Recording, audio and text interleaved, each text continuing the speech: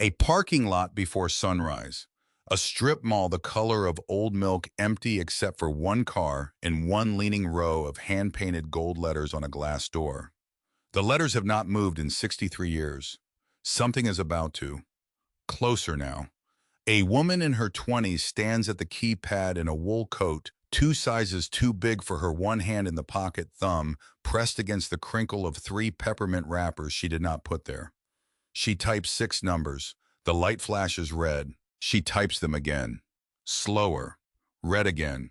Somewhere down the row, a plywood dove behind a taped window. Somewhere behind the building, a delivery truck idles and moves on. Then from the far end of the lot, headlights. A silver SUV turns in and parks across 2 spaces. A door opens. Narrow heels on wet asphalt.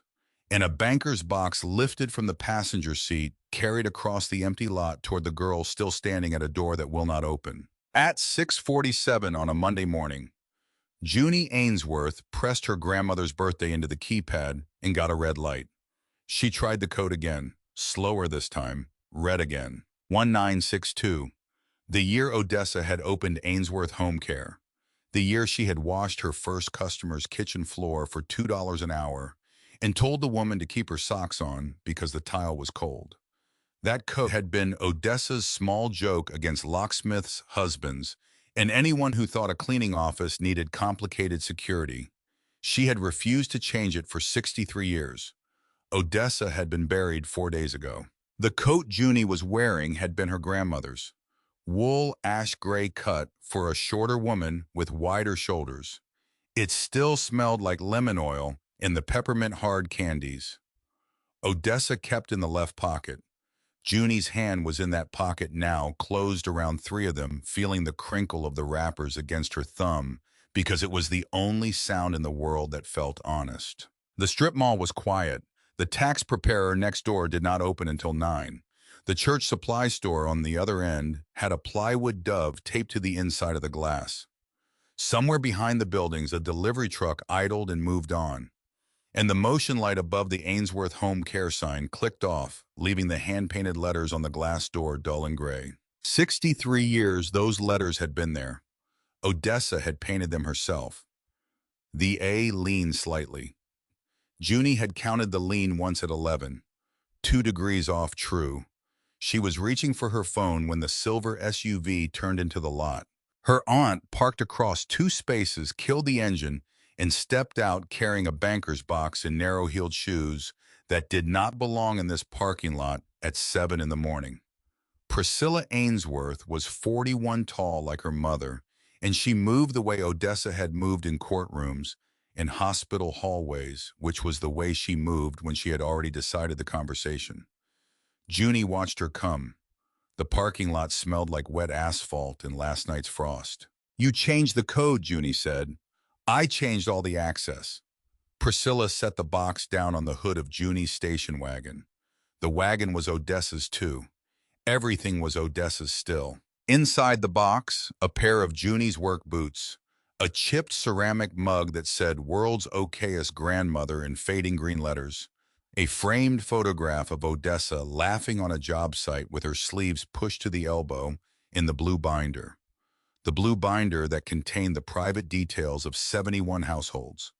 The one Junie had helped alphabetize when she was 15. Junie looked from the box to her aunt's face. Priscilla had worn waterproof mascara to her mother's funeral. She was wearing it now. There were questions a granddaughter could ask without making herself smaller. Junie could not find one that morning. A car passed on the avenue. Somewhere a dog barked 3 times and stopped, as if it had forgotten what it was barking at. Junie thought about Odessa's hand on top of hers at the kitchen table in January, the sun coming in through the window over the sink, the promise Odessa had made in the voice she used for things she meant. The promise Odessa had made apparently without telling anyone else. "You should have called me," Junie said finally. "You would have come earlier. That's not the same thing." "No," Priscilla agreed, folding her arms against the cold. "It isn't." Junie picked up the blue binder. A yellow sticky note protruded from the section marked E through G. G. Fenwick, Louisa. Antique clock in foyer runs 8 minutes fast. Do not correct. It was written in Odessa's handwriting in the blue-black ink she had bought for 40 years from the same catalog. Junie held it against her chest without meaning to, then made herself set it back on the hood of the wagon. She asked what the box meant, though she could see what the box meant. It means you don't work here anymore. I've worked here since I was 14. You've helped here since you were 14. That's different. That's not different. Priscilla drew in a small breath through her nose. It's very different. The words landed harder than shouting. Priscilla had never shouted in her life as far as Junie knew. She spoke in memos. She spoke in the language of legal pads and dashboards and the corners of files being tapped straight. She had learned that language at business school when Junie was 7, and she had never come home from it. Priscilla reached back into the SUV and took out a white envelope. She held it out. Junie did not lift her hand. So Priscilla laid the envelope on top of the photograph of Odessa. It covered the sleeves part. It covered the laughing part. That's a stipend, Priscilla said. It's not huge. It covers your basics for 6 months. Your insurance is on the company plan until December. Obviously. Obviously. The word sounded strange in Junie's mouth. It was one of Priscilla's words. It had traveled 2 feet through the air and landed on Junie's tongue, and it did not fit. There's also a role, junior associate. It's an honorary title. Junior associate. Junie mouthed the phrase, silently testing the shape. It sounded like something you gave to a niece who did not know she was being asked to sit down and be quiet. She did not want it. She said as much. She added without meaning to sound tender that she already had something on paper. Her name on the door in her grandmother's handwriting. Priscilla's mouth tightened at the corner. Odessa's mouth had done that. The exact same corner. It was disorienting to see it on a face Junie had spent so many years not looking at. That's what I want to talk to you about, Priscilla said, which is when she pulled the second envelope from her handbag. Longer. Manila. Corner reinforced with clear tape. The will was 17 pages. Junie only had to read the third one. In November of 2019, Odessa Ainsworth had transferred the deed to the family house, the title to the 3 company vans, and the assignment of the office lease to her daughter Priscilla. She had done it according to the accompanying letter from an attorney Junie had never heard of in order to avoid unnecessary complication in the event of my passing. Priscilla waited while Junie read. She said she was going to leave it to both of us, Junie said. She said a lot of things. She said it to me at the kitchen table, in January, with her hand on top of mine. I believe you. She also signed these papers. Both are real. Junie's hand was still in the coat pocket. 3 peppermints. The plastic crinkled again under her thumb. She asked how long she had. In her grandmother's house. Priscilla did not answer immediately. That was worse. Junie preferred cruelty when it arrived in the same breath. Delay meant the number had been decided in a meeting. 40 days, her aunt said. Junie looked past her at the parking lot at the church supply dove behind the tape at the gold letters on the office door. She did not cry, not because she was strong, because there was no room.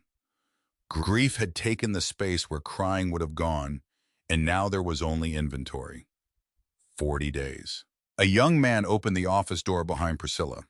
He recognized Junie first, then saw the box on the hood, then decided he had not seen anything at all. He was one of the weekend crew 22 Careful. His name was Darnell. "Morning, Miss Ainsworth," he said to Junie. "Morning, Darnell." Priscilla told him to give them 5 minutes. He nodded, disappeared, and the door clicked shut behind him. Priscilla lowered her voice. "This is exactly why I wanted this done before staff arrived. Then you should have come at 6:30. Normal people are asleep at 6:30. Priscilla lifted an eyebrow. Normal people have clean kitchens. She did not smile. But for one blink, she looked like Odessa answering back in a car. Then the blink ended, and Priscilla was Priscilla again, holding a banker's box on the hood of her mother's station wagon at 7 o'clock in the morning. "There was a customer notice," Priscilla went on. "It went out at 6. The new office line will forward to Darnell. If any of them call your personal number, please redirect them to us. Don't discuss pricing, schedule, staffing, or internal matters. Tell them you're on leave. On leave, that was the term I used in the letter. I'm not on leave, Aunt Priscilla. You are as of this morning.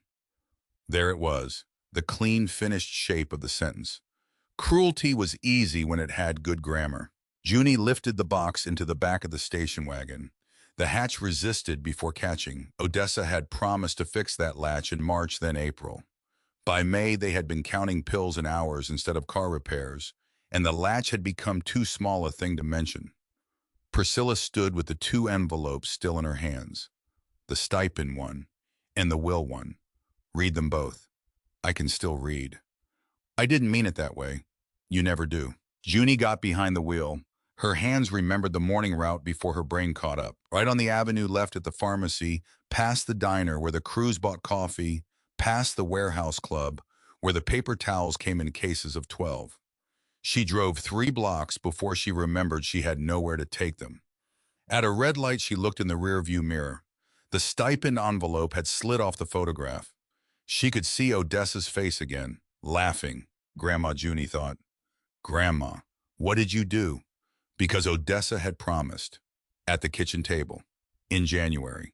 The house Junie had lived in since she was 6 years old sat on the end of a street where every mailbox had been painted a different color in 1978 as part of a neighborhood project none of the current residents remembered.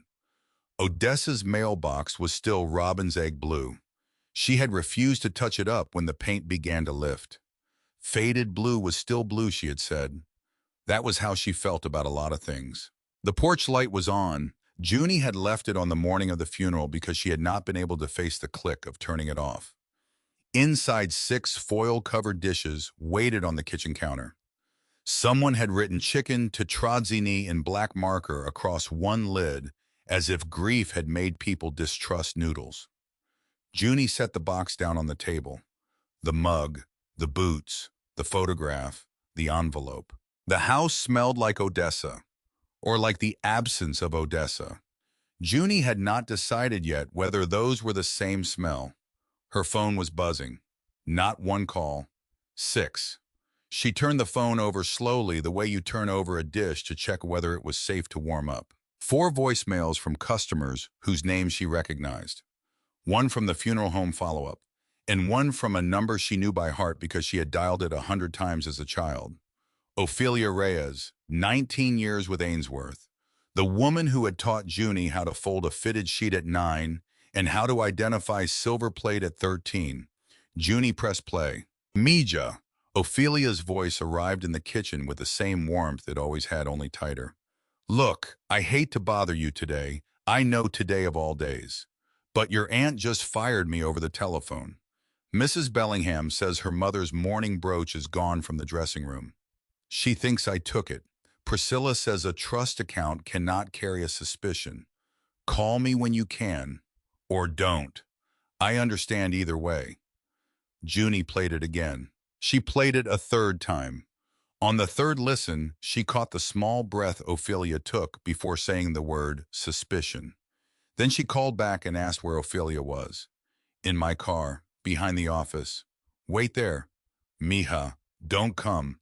It's not your fight anymore. Junie was already reaching for her keys. Please wait, she asked again, and hung up before Ophelia could argue. Ophelia was 62 years old, and she cried the way she did most things, which was privately. She was not crying when Junie parked next to her behind the recycling bins 15 minutes later. She was sitting very still with both hands wrapped around one wrist, the way she did when her carpal tunnel was flaring. Junie got out and eased into the passenger seat. The Corolla smelled like lavender lotion and the peppermint gum Ophelia bought at the dollar store in bulk. On the dashboard was a small laminated photograph of her granddaughter Rocio in a graduation cap. Ophelia lifted the wrist she had been holding and set it gently on the steering wheel. Look, Priscilla asked me on the phone if I would consent to a car search. I said yes. Then she said, actually, she could not search my car because that would create a legal issue. Then she asked me to write down every place I went after leaving Mrs. Bellingham's yesterday. Gas station, my sister, home, big criminal evening. Junie did not smile. She wanted to. She did not let it show. You'd have touched the brooch, she asked, only she made it a statement. Ophelia shook her head. I touched the bowl on the vanity. I lifted it up. I wiped underneath. There was nothing in the bowl. I put it back exactly where it was. Mrs. Bellingham was in and out, packing for that mountain trip. Changed her clothes 3 times while we were there. 3. Who was with you? Tasha in the upstairs hall. Me in the bedroom and dressing room. Did Mrs. Bellingham call the office? Or did the office call her? Ophelia looked at Junie sideways. She had brown eyes with a small ring of green in the left one. Odessa had used to say Ophelia's left eye told the truth and her right eye told the story. Mrs. Bellingham called at 6:30 this morning. Priscilla called me before 7. Then Priscilla fired you before Mrs. Bellingham asked her to. Ophelia let her breath out slowly. Yes. Junie looked out the windshield.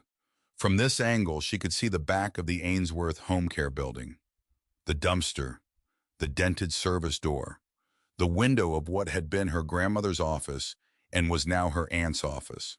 The blinds shifted briefly, then stopped. Junie did the math the way Odessa had taught her. Not the math of the accusation, the math of the movements, which was different. The math of the movements began where the accused stood, and it walked the accuser's steps backward one at a time. And it asked the question that the accuser had not thought to ask. She asked Ophelia when Mrs. Bellingham had last actually seen the brooch. Yesterday afternoon, Ophelia said. She asked what Marguerite had been doing. Packing, changing, repacking. She asked which coat had come down first. The camel wool, Ophelia said, the one Marguerite wore to lunch. But she put it back and said Asheville would be colder. And she took down the fur, the long one, from her mother, which she has not worn in. Ophelia paused. 2 months. It was still in the summer bag. Junie sat with that. Then she took her phone out. Marguerite Bellingham had been in Junie's contacts since Junie was 13, and Odessa had put every household code and every emergency number into a little pink flip phone Marguerite had bought her for Christmas. The Bellingham number was under B because that was how Odessa had done everything, alphabetized by household, not by given name. Marguerite answered on the first ring. Her voice arrived at Junie like an old lace curtain being lifted. Junie Dr. Thank God. Nobody at the office will speak to me sensibly. That poor girl on the phone kept using the phrase trust account. I asked her what a trust account had to do with my mother, and she said it was a category, and I told her my mother was not a category. That was Marguerite. 78, 6 foot in dress shoes, still saying dear. Junie asked her to be patient. She asked which coat had come down first yesterday. The camel, Marguerite answered, and I put it back for weather. And then I took down my mother's fur. When did you last wear it? A small pause. Oh, the luncheon. In April. The one at the club.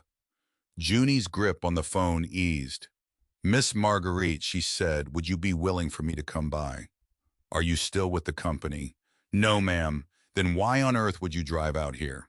Because you sound upset, Junie answered. And because nobody should lose a 19-year job while there is still a sensible place to look. Marguerite was silent long enough for Junie to hear the grandfather clock chime in the background. Once, twice, 3 times. I have already looked everywhere, Marguerite said. Junie had learned at 13, sitting on a step stool in Marguerite's pantry, that everywhere for a Bellingham meant everywhere her memory told her to look, which was different from everywhere. Yes, ma'am, I know. Come. She drove alone. Ophelia refused, saying Marguerite would feel cornered if the accused woman rang the bell too. It was a fair judgment which only made her firing more foolish. The Bellingham house sat behind a stone wall and an iron gate that opened slowly enough to give visitors time to reconsider why they had come. Marguerite met Junie at the door wearing cream slacks, a cashmere cardigan, and 1 pearl earring. I can't find the other one either, she said before hello. The whole house is turning on me. Perhaps the brooch and the earring have eloped. Junie followed her inside. Perhaps. I'm in no mood for humor. That's usually when it's most useful. The corner of Marguerite's mouth lifted for 1 blink. Everyone in this town seemed to have picked up one of Odessa's blinks. It made Junie feel less alone and more haunted at the same time. The dressing room was on the second floor. Larger than the kitchen of the house Junie was about to lose. A velvet bench held two open suitcases. Sweaters lay in three stacks by colors Marguerite called oatmeal, moss, and wine. Junie saw beige, green, and burgundy, but she had learned young to translate for the wealthy. On the mirrored vanity sat a small silver bowl. It held one safety pin, two foreign coins, and a button. I remember hearing it drop, Marguerite said. Right there, yesterday afternoon. Junie moved through the room the way Odessa had taught her to move through rooms she was reading. Slowly, without touching, watching what the room had already told her before anyone spoke. She traced Marguerite's morning backward, the blouse pressed and hanging cleanly on the wardrobe door, though Marguerite had said she'd changed frantically. The two chairs, one folded with scarves, one carrying a shopping bag of shoe pouches.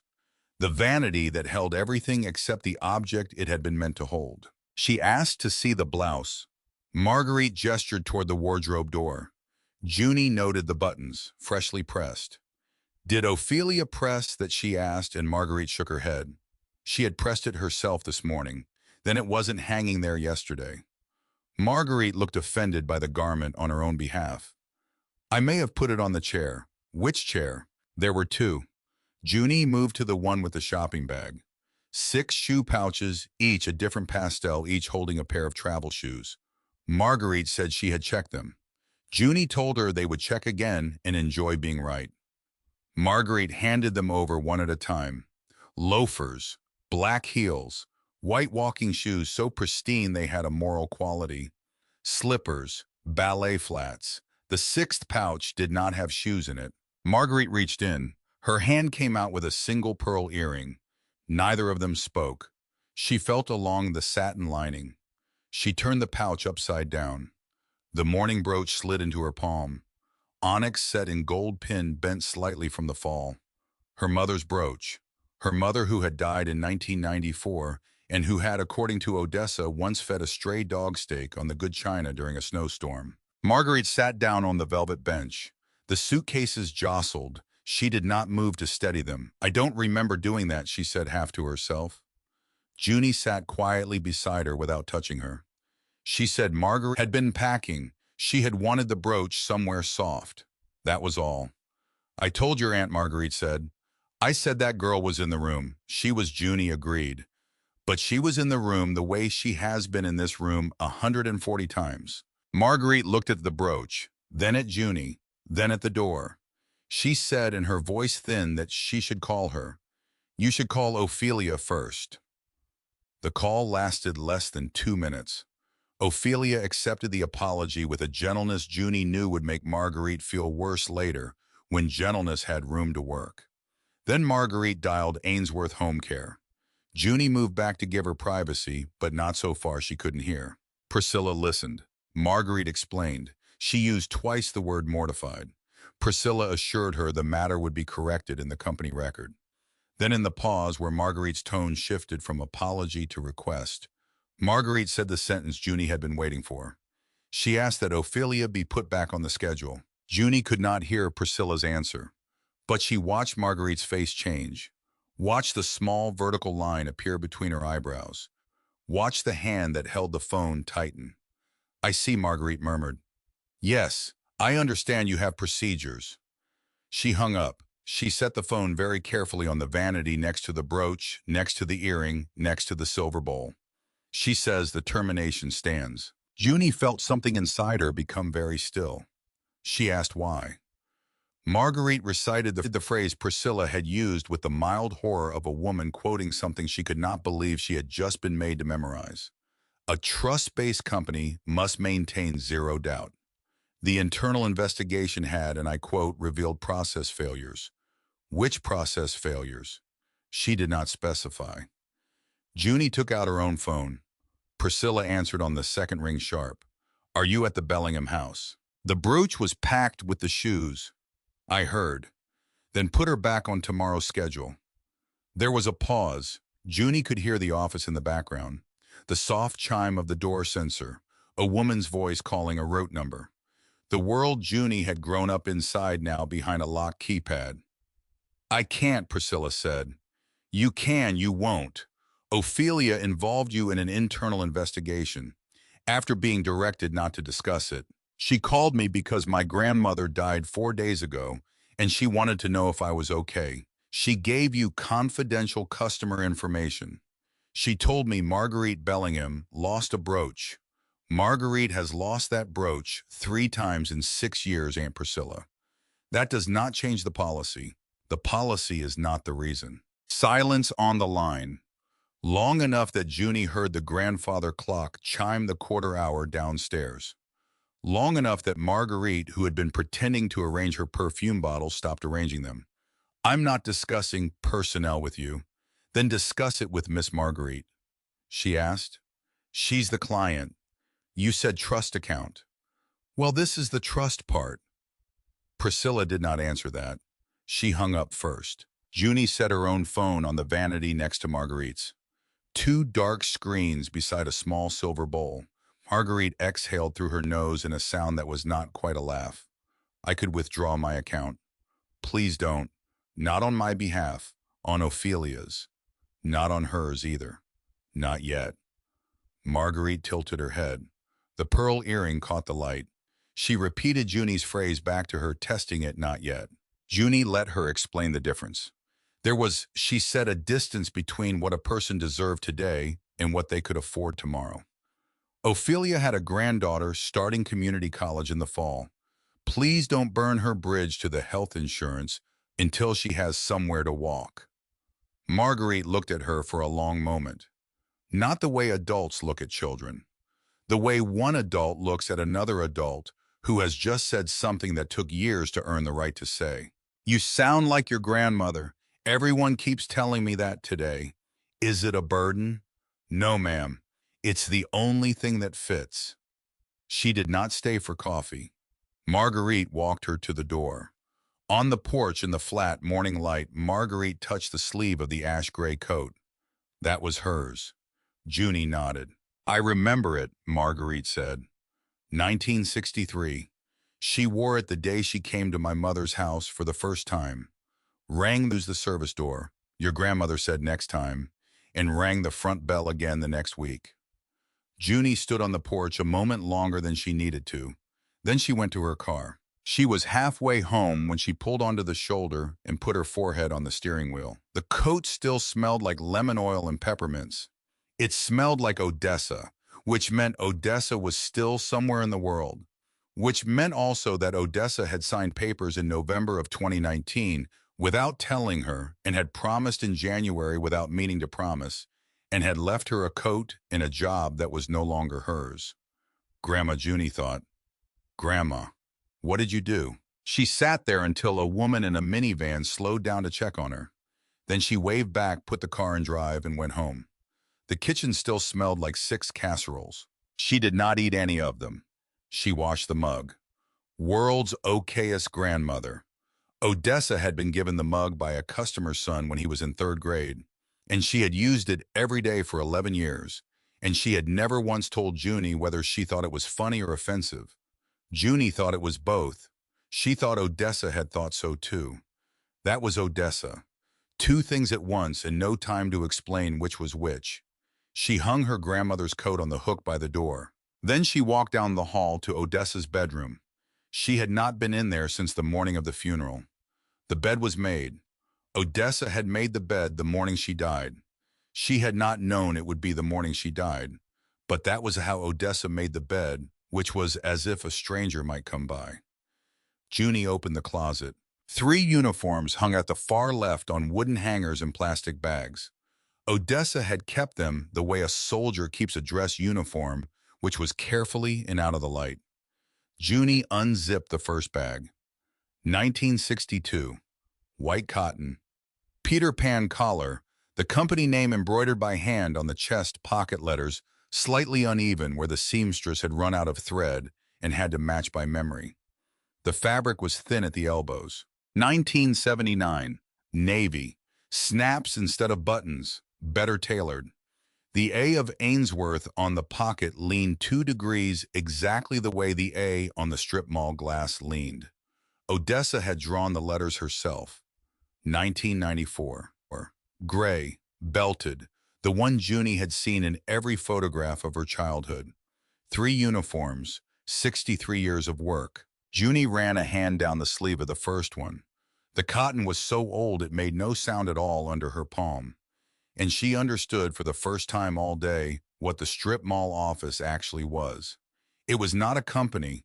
It was one woman who had rung the front bell in 1963 and rung it again and rung it again until they let her in. Priscilla could take the lease. She could take the vans. She could take the code and the keypad and the color of the linoleum. She could not take that. Behind the third uniform, wedged between the hangers and the back wall, something square and small caught her eye. She reached in, her fingers closed around wood. Painted wood, cool at the edges. The original sign, Ainsworth Home Care, 1962, hand-painted. Odessa had taken it home when the vinyl replacement went up in 1994 and hung it above the peg by the back door where she took off her shoes. Somehow, at some point in the last 8 months of her illness, she had moved it here, behind the uniforms. Junie held the little wooden shingle in both hands. She stood in her grandmother's closet with the door open behind her and the 3 uniforms in front of her and the sign resting on her palms as if she had just delivered it into the world. She said out loud in the empty room that she saw what Odessa had done. Because a person hides things where the person she is thinking of is going to look. Odessa had hidden the sign where a granddaughter opening this closet would find it. Junie closed the closet. She carried the wooden shingle to the kitchen. She set it on the table beside the blue binder. And she was still sitting there tracing the leaning A with her fingertip when someone knocked on the front door. Louisa Fenwick did not wait to be invited in. She had been letting herself into this house since Junie was 7, and Odessa had said, "Louisa, the door is for people we haven't taken to the emergency room yet." 6 casseroles, Louisa observed, surveying the counter. That's grief in this neighborhood. 6 casseroles and a fruit salad with marshmallows. I brought soup. Soup is not a casserole. She stopped when she saw the wooden shingle. Then she saw Junie's face. She did not comment on either. She only stood in the doorway and let Junie be for a moment with the 2 objects on the table. Then she cleared her throat and said she needed something, and she knew this was a terrible day to ask. Junie sat. Louisa remained standing because Louisa did not sit for the first 20 minutes of any conversation. She was 61, wide-shouldered, wore reading glasses on a beaded chain that she had knotted 3 times. She had been a Bellingham-level customer of Ainsworth for 12 years and a widow for 9, which had given her, in her own words, strong opinions about what other widows should eat. "My brother," Louisa said. "Owen, you've met him." Twice, Junie remembered. He sold his condo in January. He's been explaining ever since why packing is premature. The closing is Friday. Every room looks like a hardware store had a nervous breakdown. Junie already knew the sentence about to come. Ainsworth doesn't do packing. Yes, thank you, I know. I called them at 8 this morning to inquire about a rush situation. A young man read me a sentence from a document. I asked to speak to Priscilla. He said Priscilla was not available for scheduling matters. I said to please tell Priscilla that Louisa Fenwick would like to hear that sentence from her personally. He put me on hold for 4 minutes. Then he came back and read me the sentence again. Junie almost laughed. She caught it. "So I'm here," Louisa went on, "because I do not care what Ainsworth does or does not do. I care whether you know somebody. And I know that you know somebody. Because you always did. Since you were about 10. Junie stood up. "Today is not. Today is exactly the day," Louisa cut in. "Because tomorrow you will have thought better of it." She was right. Junie hated that she was right. "Where's the condo?" "Millard Court, 3rd floor. Elevator works most days. Owen will insist you use the stairs. Ignore him." Junie moved the peppermints from the gray coat to a lighter one, which felt like an act of transfer she could not have explained. She left the wooden shingle on the table. At the door, Louisa turned back once. "One more thing. That soup on the counter. It's mine. Do not let anyone else near it. It has actual salt in it. Owen Fenwick opened the door of Unit 314 holding a cordless drill. Howe was in his late 50s, broad gray hair tied at the base of his neck with a red rubber band reading glasses hanging from a shoelace. He looked at Louisa, then at Junie, then at the drill in his own hand as if he had forgotten what he had planned to do with it. I thought you were bringing movers. I brought someone who will make it possible for movers to enter the unit. They can enter now. Owen, Junie stepped past both of them. Behind him, a narrow path wound between towers of boxes, tool cases, magazines, wooden crates, and a bar cart holding paint cans. A rolled rug leaned against the wall at an angle that suggested it had been falling for several days without committing. Owen turned to her. You're one of Odessa's. Yes, sir. You were about 10 last time I saw you. I'm 20 now. That's a lot for one gap in visitation. Yes, sir. He looked at her for a long moment. Then he said more quietly that he was sorry about her grandmother. He said Odessa had fixed a plumbing thing at his mother's house once when a plumber wouldn't come out on a Sunday. She was 72 years old, he said, and she took the trap apart under the kitchen sink and put it back together and told my mother it would be $40, and my mother tried to give her 100, and Odessa took the 40 and left the 100 on the counter. I have never forgotten it. Neither have I, Junie told him. That was my 7th birthday. Owen paused. He looked at her differently. You were there. She said she couldn't leave the sink because your mother's aide had gone to church. She said she'd finish and take me for cake after. Did she? Yes, sir. Cake from the good bakery. She said the plumber's 100 paid for it, and the 40 was for putting the sink back. Owen laughed. Once. It was the first laugh in the apartment in some while by the look of the boxes. Then he stepped aside and let them in. Junie walked the unit while Louisa argued with Owen about whether he was allowed to keep 4 hammers. The kitchen counters held open boxes labeled books, cables, glass lid bathroom. The living room contained 6 sealed boxes and no visible sofa. The workshop room contained a pegboard wall of tools organized by a system known only to Owen. She counted screwdrivers. 11. She counted electrical cords in the dining room drawer. 22. She counted photographs on the walls. There were 4. She stopped at the 4th one. It was a small framed print. Not of Owen, not of Louisa. It was of a woman about 25 wearing the 1962 uniform of Ainsworth Home Care with the crooked A on the pocket, laughing on a porch standing beside a man in shirt sleeves holding an infant. Odessa. Junie stared at it for a beat before she asked quietly who had taken it. Owen came to the doorway. He looked at the frame and something in his face went soft and old and tired. My father. That's my mother holding me. That's Odessa the day she came to work for our family the 2nd time. The first time was 1961. She got hired. Then she got fired for saying the wrong thing to my grandfather. Then my mother hired her back a year later and told my grandfather not to speak to her again. What did she say to your grandfather? She told him he was underpaying the girl who did the laundry. He was. Junie did not answer immediately. Louisa stood behind her silent for once. How long? 40 years on and off. She cleaned my parents' house 4 decades. Never charged us enough. Every time we tried to give her more, she said next time. Then she never took the next time. Junie set her hand flat against the frame. Owen watched her. Your grandmother, he said, was a lot of people's next time and none of ours. I don't know if you ever knew that. I'm starting to. They quoted Owen a price that was too low. Junie could feel Louisa vibrating with the desire to double it. But this was the first job of a company that did not yet exist, and Odessa had taught her at 14 that a first job was not about the money. It was about the door being answered the 2nd time. They set a start date for the next morning.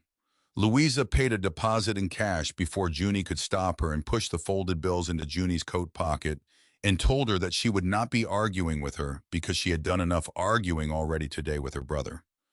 Owen walked them to the elevator.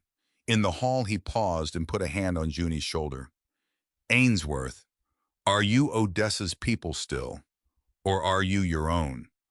I'm figuring that out today, sir. Well, when you know, come tell me. I'd like to be one of the ones who knows first. The elevator doors closed. Louisa let a slow breath out through her nose. You did that on purpose. Junie asked what she meant. Made him tell you the story. You could see he had it. I didn't make him do anything, Miss Louisa. I just stood in front of the picture. That is exactly what your grandmother would have said. They stopped at the diner on the way home because Louisa said she was not letting Junie go back to a kitchen full of casseroles without at least one hot meal. Junie ate half a grilled cheese. She could not taste it. But she chewed it because Louisa was watching, and Louisa was one of the 71 households in the blue binder. And now Junie understood that binder was not a list of customers. It was a list of doors. It was after 9 when she got home. The porch light was still on. She walked into the kitchen and set the blue binder beside the wooden shingle under the overhead light and opened it. She was not looking for anything at first. She was just turning pages. 63 years of handwriting. Then in the section marked E through G, tucked behind Fenwick Louisa, and pushed halfway into the plastic sleeve, she found a small folded slip of paper she had never seen before. She unfolded it. It was dated 7 months ago, April. Odessa had been well then, well enough to write in the strong, slightly forward-leaning script she had used all her life. At the top of the slip in blue-black ink, 34 households will accept only Junie. Have promised, have not told Priscilla. Below that a column of names. Bellingham, Fenwick, Vinson, Delgado Reyes household, Halper, Wexler, Beaufort Aim, Halloran, Royston, 25 others. Junie counted them twice. 34. She sat back in her grandmother's kitchen chair. The porch light hummed, the refrigerator hummed, the wall clock, which ran 2 minutes fast, because Odessa had considered punctuality a moral virtue for everyone but herself, ticked in the quiet. Priscilla had taken the accounts. Odessa had promised something else. To 34 doors, in her own hand, on a slip of paper the size of a grocery receipt, kept behind the F tab in the binder that had been packed into a box that morning, next to a pair of work boots and a chipped mug and a photograph of a laughing woman. Junie folded the slip. She put it in the pocket of the ash-gray coat on top of the 3 peppermints, and she left it there. Then she picked up her phone, and she did not call her aunt. She called Ophelia. Mija, Miss Ophelia, can you meet me at Owen Fenwick's condo at 7 tomorrow morning? For what? For work. The line was quiet. Whose work? Junie looked at the closet down the hall. 3 uniforms, 63 years, and a slip of paper written in April that no one apparently had known about until tonight. Hours, she answered. Owen Fenwick answered the door at 7 in the same clothes he had been wearing the night before and announced that he had completed the tool sort. The workbench was empty. Every tool was on the floor. These are the ones I'm keeping, all of them. I eliminated 2 screwdrivers. Ophelia walked past him without a word, set down her canvas bag, and opened a fresh sleeve of boxes. She had come in a plain white polo, no logo, no company name, and she had brought her own tape gun, which was Junie noticed the kind of quiet declaration Ophelia had been rehearsing all night in her car. By 10 they had packed the kitchen and half the bedroom. By noon the disaster had borders, blue labels for the new apartment, green for donation, red for disposal, a 4th color yellow for the paint cans and solvents that could not go into ordinary trash. Owen proved useful when given narrow instructions and impossible when left alone.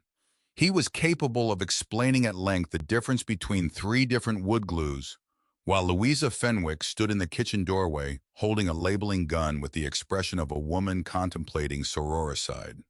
Owen, blue or green? Well, the yellow tacky one is for blue, or green, green.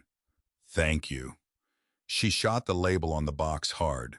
At 2:30, Junie lifted a carton of cookware and felt a bright pull under her right knee. She lowered the box too fast. The bottom struck the tile. Everyone in the apartment stopped. Junie waved a hand. Nothing. That was the nothing face. I have several faces. Ophelia crossed the room and took the carton out of her hands without asking. That one is for pain, she said quietly, and bad potato salad. Louisa laughed once, the wet, delighted laugh of a woman who had been waiting hours for someone to say something worth laughing at. Junie did not argue. There were people Odessa had once told her who insisted on lifting until they broke themselves, and those people were mostly the women in their family, and the trick to not becoming one of them was to let someone else lift and to keep making the list. So Junie sat, and she made the list, which turned out to be the useful thing all afternoon. She knew where every wrench needed to end up. She knew which of Owen's photographs was the one he would look for at midnight in the new apartment. She knew that the pie pan Louisa found under the sink had belonged to their mother, and that neither of them should be allowed near it while they were tired. By 6, the condo had stopped looking worse than the morning.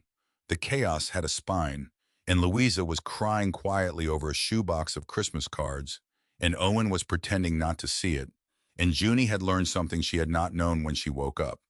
She had learned that grief in an apartment was mostly about who touched what next. They finished Wednesday afternoon a day early. Owen paid the balance in cash. Louisa insisted on a tip. Ophelia refused. Louisa put it in Ophelia's tote when Ophelia was not looking. Junie pretended not to see. In the parking lot, she and Ophelia sat in the station wagon and counted. After van rental disposal fees, boxes, tape paper, gloves, labels, mileage, and lunch. The profit for both of them for 2.5 days was $194, $97 each. Ophelia looked at the number on Junie's phone, then at Junie, then out the windshield. Mija, I know, you underbid it. I know, you cannot do that again. I won't. Ophelia let one long breath out.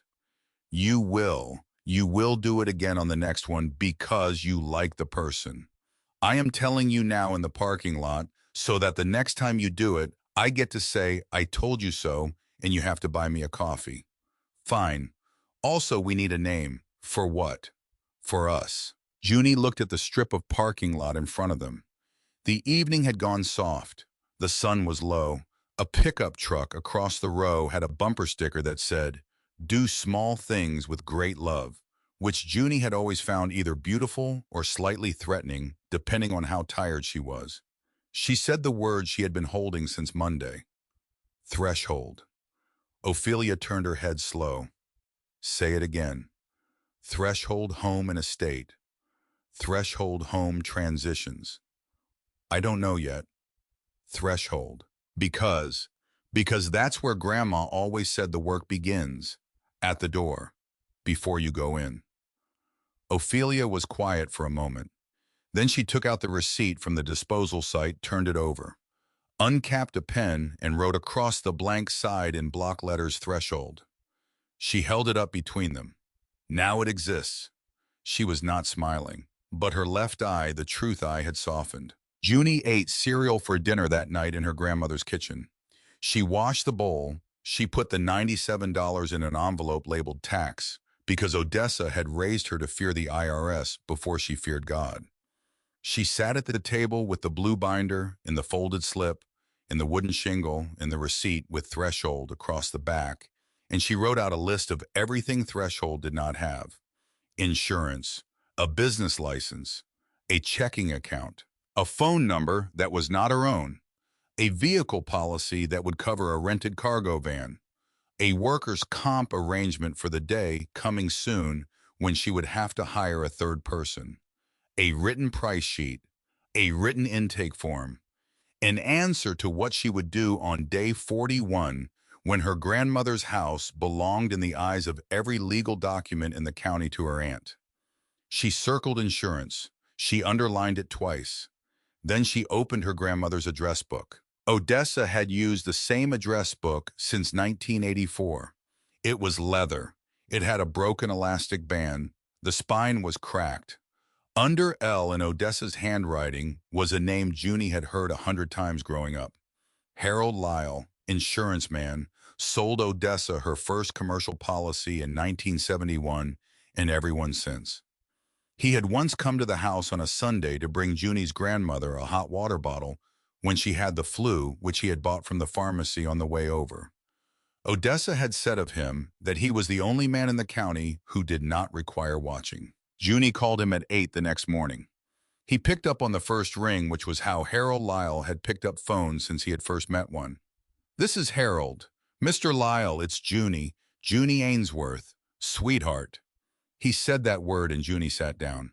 Because grief was going to come at her, she had learned from the side she was not looking at. It was going to come from a man's voice on the phone who had brought her grandmother a hot water bottle in 1998, and she was not going to see it coming. "Yes, sir," she answered. "I've been thinking of you all week. Thank you, Mr. Lyle. Is there something I can help you with, or did you just want to hear the voice of a man who is going to fall apart at your grandmother's memorial service next month?"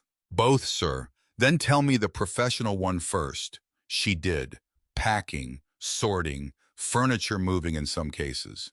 Transportation of client property to donation and disposal. Access to homes. Keys. 2 owners. No employees yet. Harold listened without interrupting. "You've got a business entity. I've got a receipt with the word threshold on the back. That is the least expensive sentence you've ever said. Anything else on paper? Not yet. Then we start there. I'll send you the forms. You are going to need general liability. Commercial auto, if you carry keys, a bond. Workers' comp the day you hire number 3. Best quote for underwriting is 11 days. Do not under any circumstances tell a client you are covered until you have my email in your hand." 11 days, Junie repeated. She wrote it on the back of the envelope labeled tax. She wrote it in the same blue-black ink her grandmother had used because that was the pen she had found first, and because she had begun this week to notice which pen she was reaching for. She asked him quietly how Odessa had paid for the very first policy in '71. He laughed softly. "She paid me in installments, $40 a month for 18 months. She was late twice. Both times she brought me an apple pie with the check. I have never had better pie in my life. Thank you, Mr. Lyle. Sweetheart, do you have the money for this?" "I have some of it." "How much of it?" She told him. He was silent long enough that she checked to see if the call had dropped. Then he said only that it was enough for the first premium and the first mistake. Not for a lot of mistakes. Did she understand? "Yes, sir." "Then don't make a lot of mistakes." She hung up and sat for a long time with her hand flat on the table. $9,200 had come from her grandmother's life insurance. It had arrived in a check 2 days before the funeral. She had put it in the account and tried all week not to think of it as money purchased with an absence. She was going to spend most of it in one afternoon. She wrote the number down. $6,400. Insurance premium. State business registration. A registered agent. A checking account with an opening balance. 3 cheap uniform polos. A tape measure. A hand truck. A phone number. She wrote below it a second number. 2,800, which was what she had left to be homeless with, plus whatever threshold earned in the next 4 weeks and change. 38 days. 38 days until her grandmother's house belonged in every filing cabinet in the county to her aunt. She looked out the window at the mailbox. Faded blue was still blue, Odessa had said. That was how she had felt about a lot of things. The phone rang. Ms. Ainsworth. The voice was formal, dry, unhurried. She had heard it once a week for the last year in courtroom clips her grandmother watched on the local news, and once in person 3 years ago when Odessa had sent her to help him pack up a study after his wife died. Alistair Vinson, retired judge, 71, client of Ainsworth Home Care since 1998, as she had confirmed by looking under V in the binder Monday night, wherein Odessa's neat pencil in the margin A. Vinson. Books, reads through you. Do not lie. Judge, I understand you are no longer with the company. That's correct. I understand you may be operating something new. Also correct, sir. Then I would like a consultation. My hip is scheduled for replacement 2 weeks from Monday. My sister has toured my house and declared it, and I quote, an actionable tort against my future self. She wants the study turned into a bedroom, the rugs removed, and the kitchen rearranged to spare me the indignity of reaching over my head. I have accepted in principle the outrage of the rugs. I am contesting the kitchen. Junie almost laughed. She asked when he would like her to come, and he told her now if possible. He did not enjoy waiting. It suggested to his sister that he had been reasonable. The Vincent house was a red brick colonial with narrow doorways and more rugs than a sensible man with a failing hip had any business owning. Judge Vincent answered the door, leaning on a silver-headed cane he admitted immediately he did not need. "My sister left it," he said. "She threatened to count the dust on the handle." Junie followed him into the front hall. He looked at her and pronounced her tired. She was. He said he was sorry about her grandmother. He said Odessa had once refolded his linen closet in 19 minutes, that he added on a slow day for her. They walked the house. Junie took measurements. She asked which cabinets he actually used, which bathroom could accommodate the raised seat that had been delivered in a box and was still sitting sealed in the front hall, where he took his morning coffee. Whether he intended to keep sleeping upstairs after discharge or accept his sister's plan to move the daybed downstairs. Marjorie, he said, would like to move the daybed. "And you?" "I would like to sleep in my own bed." "Your own bed is upstairs, 12 steps." He conceded dryly that yes, the 12 steps Junie pointed out were the reason they were having this conversation. He looked at her for a long time. "You do sound like her, I have been told." Very well, move the daybed, but the leather couch stays." She noted it, and she did not fight him about the couch, because she had learned at 14 in this same house, watching Odessa handle him after his wife's funeral, that the way to move Alistair Vincent was to let him keep one object he could not explain. They sat at his kitchen table. She wrote out a scope by hand, packing labor for the study, moving of the daybed, rolling and labeling of 11 rugs, installation of the raised seat, kitchen reorganization to waist level, provision of a bedside supply station, insurance certificate to follow upon binding. She underlined the last line. "Judge Vincent, I need to be clear with you. My general liability is in underwriting. My best case is 11 days. I do not have it yet. I understood as much. Are you comfortable proceeding on a contract for work to begin the day after binding?" "I am not, in general, comfortable with anything my sister has arranged." "That is not an answer, sir." He looked at her. She held his look. Odessa had said of him that he was the only man in the county who could not be lied to, and that this had made him lonely, and that the polite thing was not to try. "Yes," he said quietly, "I am comfortable." She wrote it into the contract. He signed it in a small, precise hand. She walked out to the car and sat in it and put both palms flat on the steering wheel and let the shake in her hands work its way out. Then she called Ophelia. "Miss Ophelia, Mija, we have a job, a real one. Vincent, 2 weeks." Ophelia was quiet on the line long enough for Junie to hear the click of a car turn signal. "Do we have insurance?" "Not yet. Harold says 11 days. "Mija, I know, do not celebrate yet." "I'm not." "You are. I can hear you not celebrating," which is the same as celebrating. Junie was allowed one small, tight breath of pleasure in her grandmother's car, in her grandmother's coat, at 9:45 on a Thursday morning, 37 days from being homeless. She used it. Then she drove home to fill out the insurance forms. She was still filling them out at 4 when the phone rang, and Judge Vincent said in a voice that was suddenly not dry at all that he was afraid he had to cancel. Junie set the pen down. She could feel in her fingertips the small hot spot where a callus was forming from the last 3 days of packing. She waited for him to say the next part. "My sister received a telephone call this afternoon." From Junie asked, though she already knew. Priscilla did not say anything untrue. That is what makes it difficult. She said she wanted my sister to know that my Tuesday cleaning schedule remained available. She said in the same conversation that she understood my niece had offered me transition services.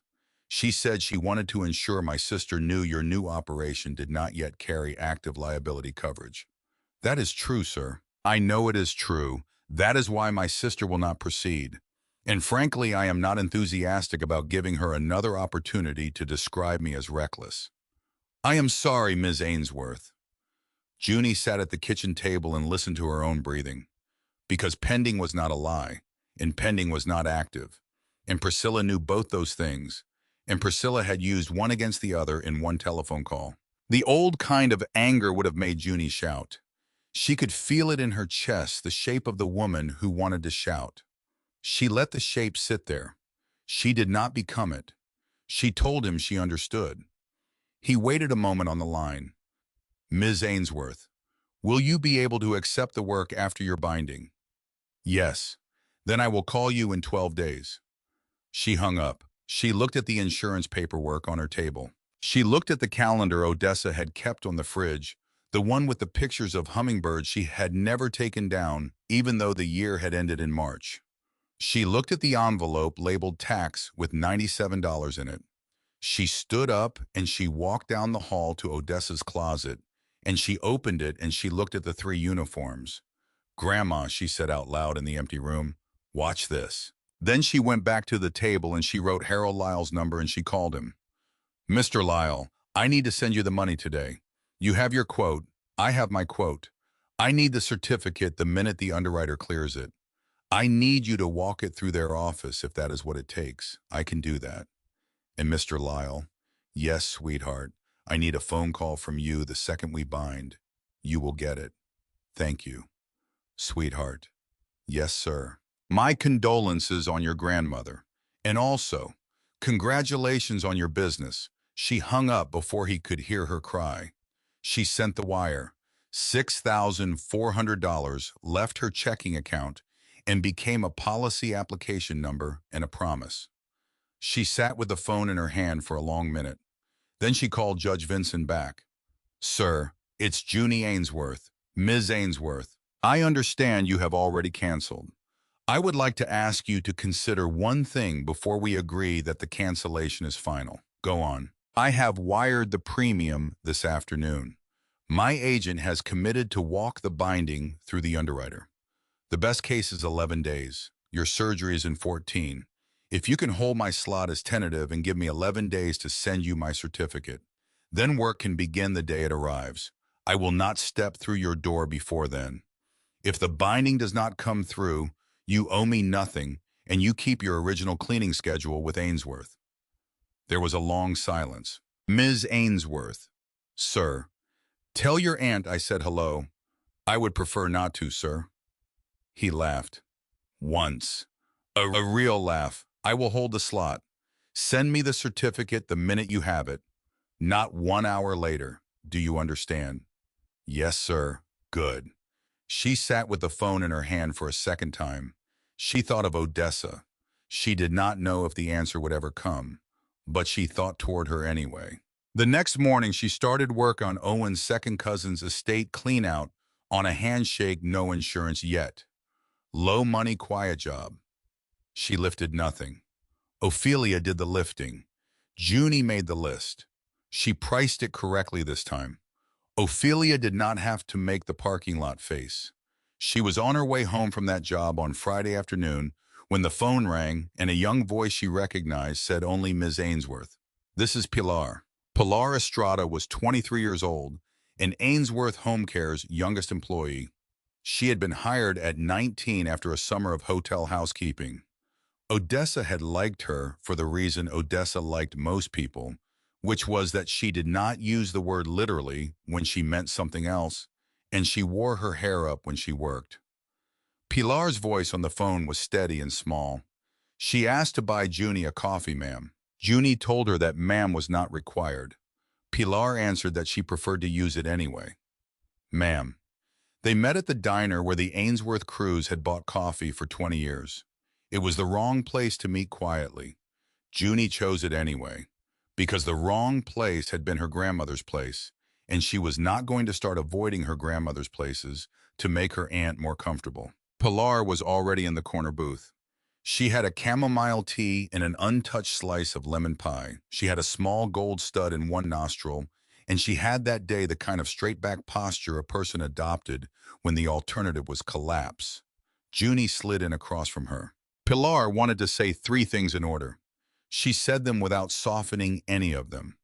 The first was that Odessa had taught her how to lift correctly, and that she had not thrown out her back once in 4 years, and that she wanted Junie to know that. Junie put her hand under the table so Pilar could not see it shake. The second thing was that the schedule at Ainsworth had changed. Houses that had used to get two people now got one. There was an app that counted how long they were inside. If they went over, they had to select a reason from a list.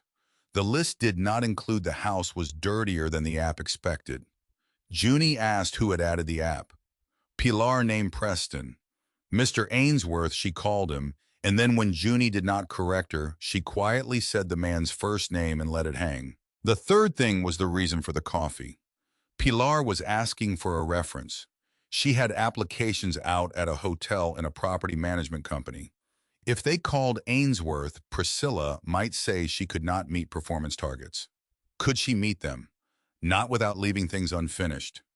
But she could. She said with a fierceness Junie had not heard from her before that she knew which corners the app did not see. Junie promised the reference. By phone and writing, however, Pilar wanted it. Pilar, she added, do not leave Ainsworth for me. I do not have regular hours. I have one first job. Owen Fenwick, Pilar answered. Yes, ma'am. Junie's chest went hot. You already knew. Everyone at the office knows. Darnell said so on Wednesday. Junie did not ask what Darnell had said. She could hear the shape of it, and it was she suspected a shape her aunt already knew. She told Pilar about the Vincent job tentative. Pilar's eyes flickered. He was on the residential list. I know, ma'am. Pilar. Priscilla is going to be very angry. Priscilla is already very angry. That is not what I take my instructions from. Pilar looked at the pie for a long moment. She had not touched it. Then she cut a small triangle off the edge with her fork and pushed it across the table. She had not been able to eat since she had read the schedule that morning.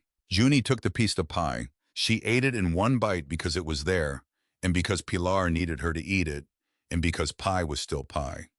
Then she paid the check, left a generous tip, walked Pilar to her car, and drove home aware of the fact that she had, by having a public cup of coffee with a current employee of Ainsworth Home Care at the diner, where the Ainsworth crews bought coffee, ignited something.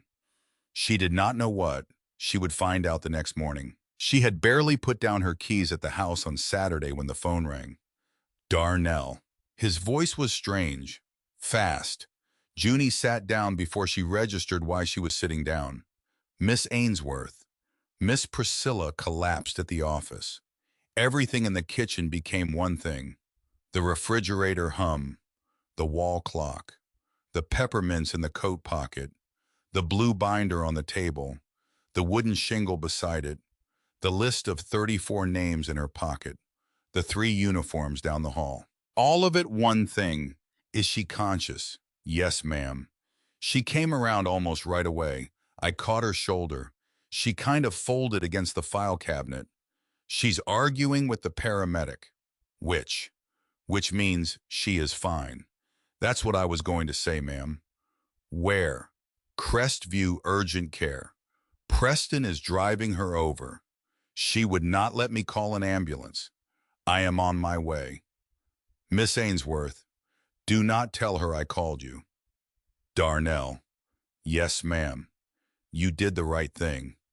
Yes, ma'am. She drove across town through Saturday morning traffic behind a delivery truck advertising restful sleep.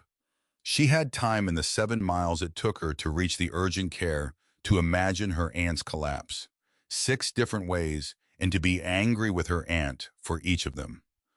Preston was in the waiting room, standing, wireless headset in one ear, speaking to someone about vendor onboarding as she came through the door. He held up one finger to her. She did not stop walking. She only said evenly no, whatever that finger meant. No. He blinked. He said into the headset that he would call back and pulled the earpiece. She had a syncopal episode. She fainted. That's the non-clinical term. This is an urgent care lobby, Preston, not a sales meeting. He blew out a breath. He was 43.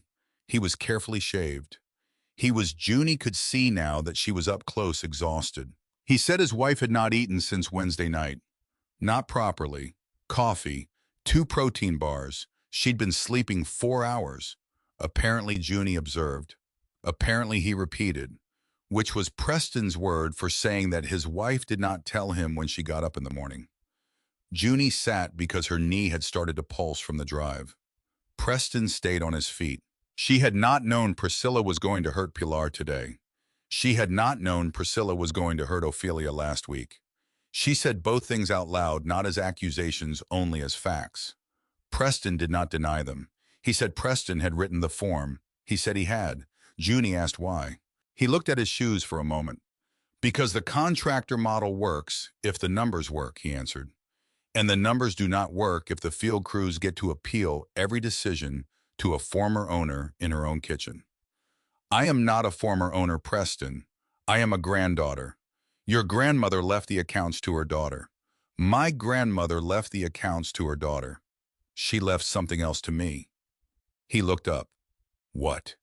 You will not find out today. Sit down, Preston. He sat. They did not speak again until the nurse opened the inner door and called Preston's name. Priscilla was sitting on the exam table with a paper cup of apple juice in one hand and 2 adhesive patches from an EKG still stuck to her collarbone. Her color had come back enough to be angry. Darnell called you? Yes. I told him not to call anyone. You fainted in front of him. His judgment was temporarily better than yours. Priscilla stared at her. Then she looked at Preston, then at the wall, then at the paper cup. She said tiredly that they were discharging her. The clinician wanted blood work back before she did anything strenuous, and did not want her driving, and did want someone with her tonight. Preston volunteered. Junie said she was coming. That isn't necessary. I am coming, Preston. I did not ask. Priscilla looked at her. There was a small, tired, unmistakable look on her face that was Junie realized with a jolt gratitude. Priscilla had not looked at her that way since Junie was 7 years old, and had brought her a glass of water at Odessa's dining table because she had been the closest person to the pitcher. Priscilla's house was 1-story brick on a cul-de-sac. Preston had filled the refrigerator with prepared meals and cut fruit and enough yogurt to treat a dairy emergency. Priscilla stood in front of the open door and stared at it. He buys as if weather is coming. He was scared. Yes. She took out a container of chicken and rice. She sat at the table. She ate 3 spoonfuls. Then she set the spoon down. She said she needed to say something. She said she was not going to say it prettily. Junie told her she never did. Priscilla almost smiled.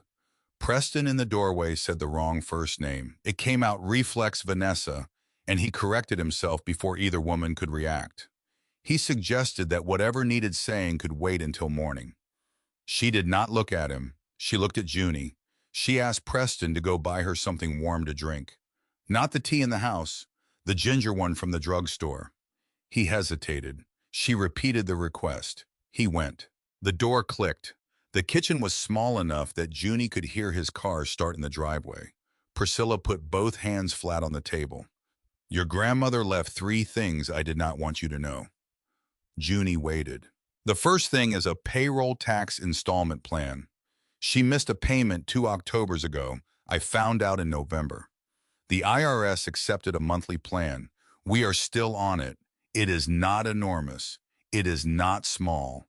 It is a debt she was paying down when she died, and I inherited it with the deed, and it does not go away because she did. Junie did not speak. She had learned in the last 2 weeks that not speaking was often the more useful thing. The second thing Priscilla went on was that 12 of the residential contracts, 12 of them, Junie, were priced below current labor cost. Your grandmother liked those families. She would not raise their prices. So every month she washed their windows and vacuumed their stairs at a loss, and the loss came out of the vans, which was why 2 of the 3 vans were 1 bad valve away from the junkyard, and Priscilla had inherited that too, and she was right now holding it together with the deposits from newer accounts, which was not a thing you were allowed to do for long. Junie did not speak. The third thing Priscilla said, and here her voice for the first time dropped, was that your grandmother could not stand me. Junie put both hands around her tea. You know that is not true. You do not have to be kind. I am not being kind, Aunt Priscilla. I am telling you a thing I know. She could not stand what I was for the company. That is different. It is barely different. It is very different. Priscilla laughed once. Sharp, not cruel, sharp. The way a laugh comes out when a person has been holding it against her teeth for a long time. She wanted me to be the person who said no, so that she could be the person who said yes. She wanted me to keep the money real so she could keep the promises kind. She wanted me to become the one people whispered about at Christmas parties as the difficult daughter, so that the customers could keep loving the woman who lowered their prices for the 8th year running. Junie could feel at the base of her ribs something she did not have a name for yet. Do you think I stole your company from you? Do you know what I actually inherited on Monday morning, Junie? I inherited a house that was on fire, and you keep asking me why I did not write your name on the door. Junie put her tea down. She spoke her aunt's name. Priscilla answered with her own. Grandma left me a slip of paper. What? A slip of paper. April. Behind the F tab in the blue binder. 34 names. She wrote at the top, will accept only Junie. Have promised. Have not told Priscilla. Priscilla went very still.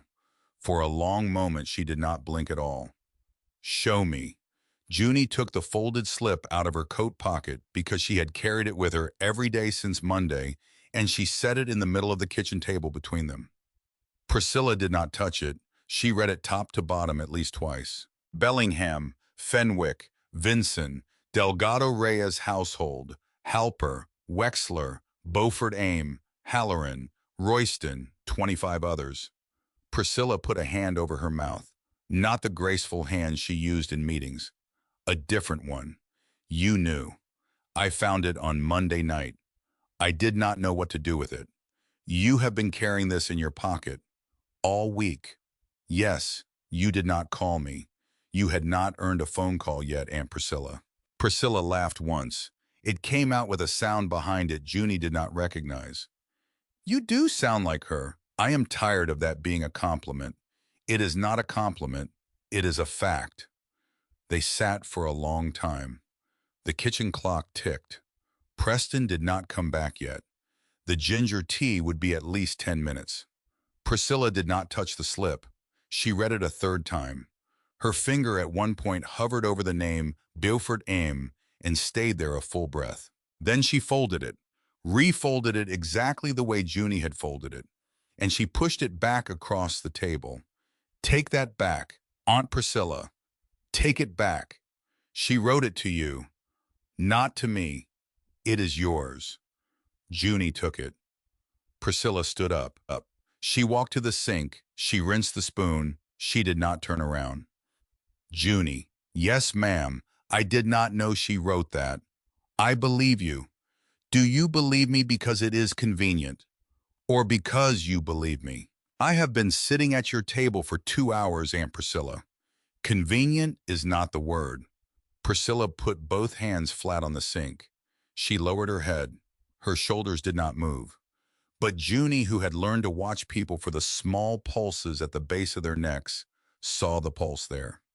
She stood up. She walked to the sink. She did not touch her aunt. She said in the voice she had used with the client on Wednesday at the door of the condo, before she rang the bell, that she was not going to fight her for the house. Priscilla's shoulders moved once. I do not have the money for that fight. I do not have the time. And I am not sure anymore that I even want the house, because the house is not what she gave me. Priscilla did not turn around. Junie's voice cracked once. She let it. I want a chair in the room when you decide what happens to Ainsworth. I want to know what is being decided. I want to say what I think. I do not want to be told after. Priscilla did not answer for a long moment. Then she said, without turning around, in the tired voice she had used at the exam table, bring the blue binder. When? Wednesday. My kitchen. 8 in the morning. I will bring the binder. Junie, yes, ma'am. Bring the slip. Yes, ma'am. Preston's car turned into the driveway. Priscilla straightened. She dried her hands. She put on the face she used when Preston was in a room. It was a slightly softer face than the office face, but it was still a face. She walked Junie to the door. At the threshold, she paused. Junie, who had been carrying all week the word threshold in her mouth like a peppermint, felt it shift on her tongue. Whatever you do with the 34 names, do it well. Do it honestly. Do not undercharge them. Do not overcharge them. Do it at the very least as well as she would have. Yes, ma'am. And Junie, yes, ma'am. Priscilla, at the door of her own house in the dim porch light on a Saturday evening in her sock feet, said the sentence she had never said in her whole life. I am sorry about your grandmother. Junie stood on the step for a moment. She told her aunt that she was sorry too about her aunt's mother. Preston came up the walk with a paper drink carrier in his key ring in one hand, and he watched for one blink the two women standing in the doorway. And then he had the good sense to not say anything at all. Junie drove home in the ash-gray coat with the folded slip in the pocket next to 3 peppermints and a receipt with the word threshold written across the back in Ophelia Reyes's block letters. At the kitchen table, she opened the blue binder to the F-tab. She did not put the slip back inside it. She put the slip in a small envelope. She labeled the envelope in her own handwriting in Odessa's blue-black ink, Wednesday. Then she opened her phone. 2 messages waited for her. The first was from Harold Lyle. Underwriter is moving. On track. Watch your inbox Monday. The second was from a number she did not recognize. She opened it. It was Pilar. The hotel had pulled her reference from Ainsworth. She had not gotten the job. She wanted to know in one small line whether Threshold was hiring. Junie sat with the phone in her hand. She looked at the wall clock, which ran 2 minutes fast. She thought toward Odessa. Watch this, she thought. Then she typed slowly with a callus forming on the pad of her thumb from 3 days of packing. Pilar. Coffee. Monday. Same diner. I cannot promise you regular work, but I can promise you a Wednesday meeting in my aunt's kitchen where the future gets decided. Come with me. Wear black. She hit send. She put the phone face down on the blue binder. She left the envelope labeled Wednesday on top of the phone, and she walked down the hall to her grandmother's closet. She opened it. She stood in front of the 3 uniforms. Grandma, she said out loud to the woman who was not there, there is going to be a chair in the room because you left me one in a slip of paper behind an F, and I am going to sit in it, and Aunt Priscilla is going to sit next to me. And nobody is going to burn down that house on Wednesday morning. Not on my watch. She closed the closet. She walked back to the kitchen. She turned off the porch light for the first time in 11 days. Then, in the dark, in the coat that smelled like lemon oil and peppermints, and a woman who had rung the front bell in 1963, she sat down at the table to wait for Monday. Harold Lyle called at 11 minutes past 10 on Monday morning and said the single sentence Junie had been waiting 11 days to hear. Sweetheart, you are bound. She was standing at her grandmother's kitchen counter with the wall clock ticking behind her and a mug of coffee going cold in her hand. She set the mug down without looking at it. She thanked him. Twice, then she thanked him a third time to herself silently and hung up before Harold could hear it. The certificate came through by email 8 minutes later. She printed 2 copies at the little inkjet on the desk in the hall. One went in the station wagon. One went in a plastic sleeve by the front door. A third she scanned and emailed to Judge Vinson's sister with the subject line as promised. Vinson replied within the hour. Ms. Ainsworth, my sister is now the second most enthusiastic person in this county. Please begin.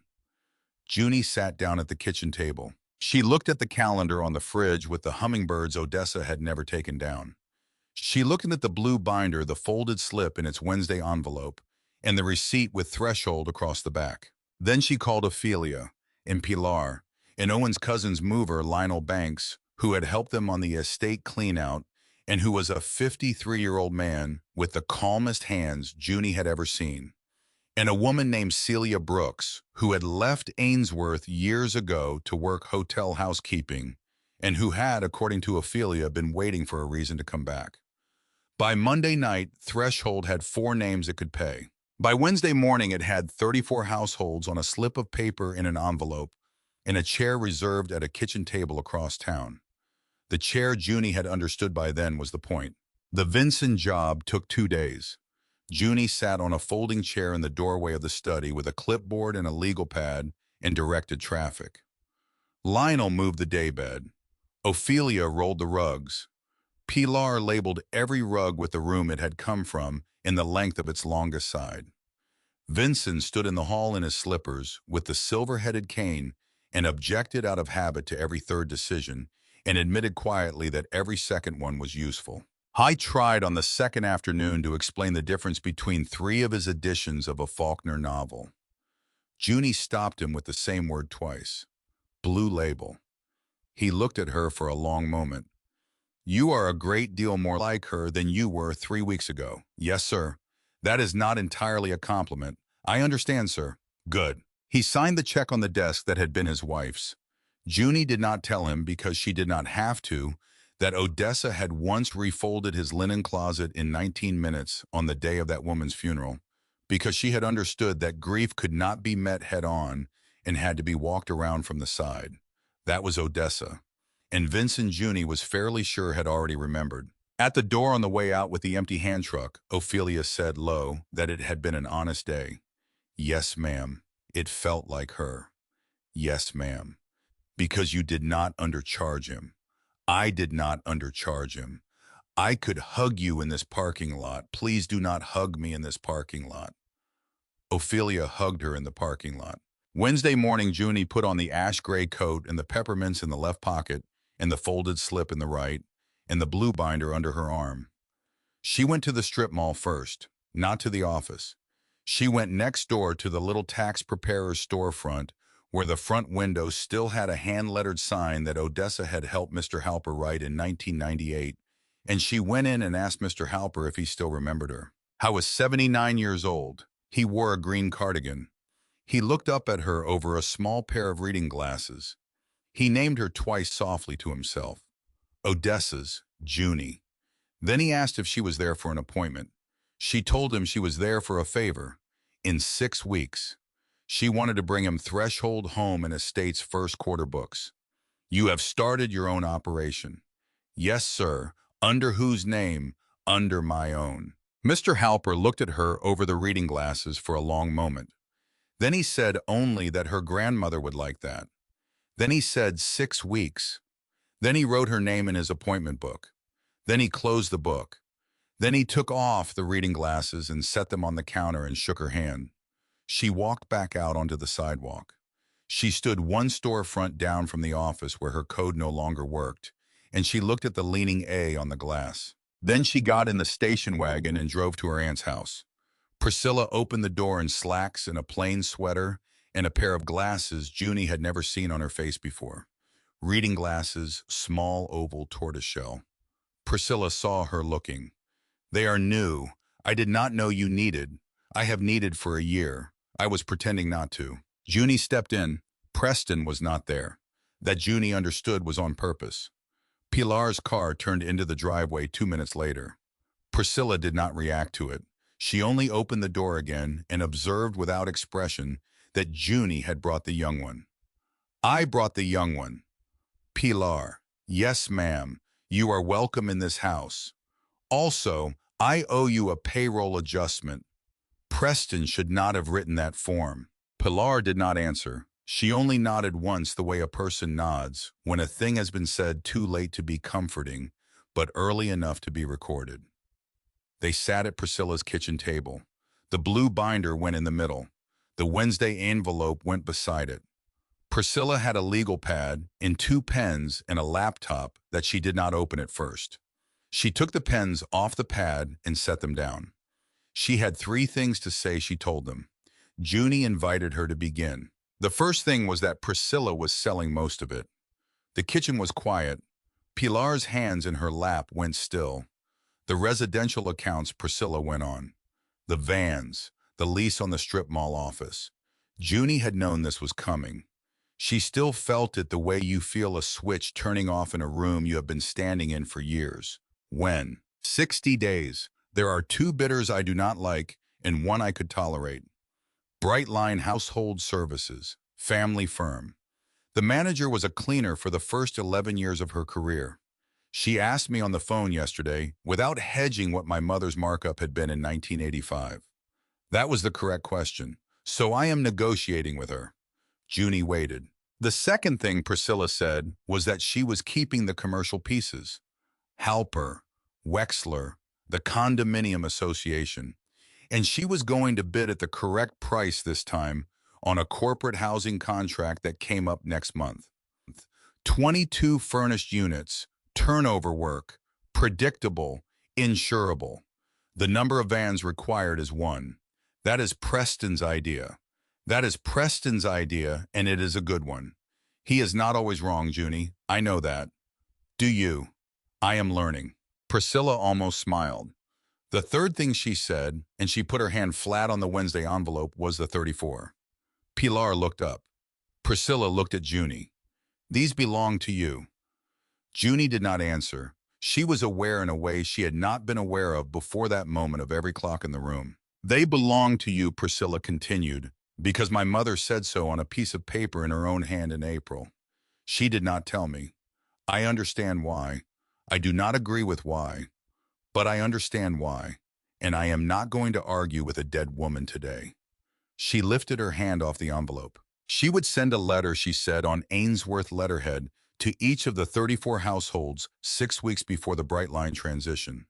The letter would name Threshold Home and Estate, formed under Junie Ainsworth, as the household transitions and estate support successor for these 34 households.